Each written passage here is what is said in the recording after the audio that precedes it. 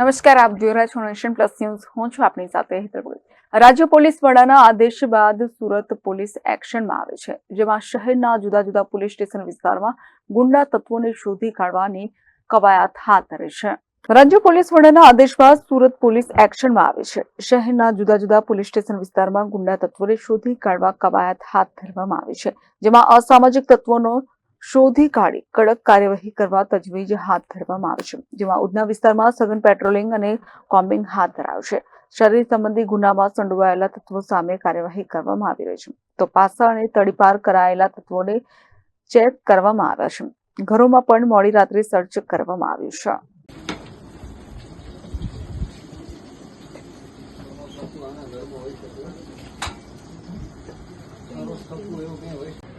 આડો રાખીને કરો બધાને આવી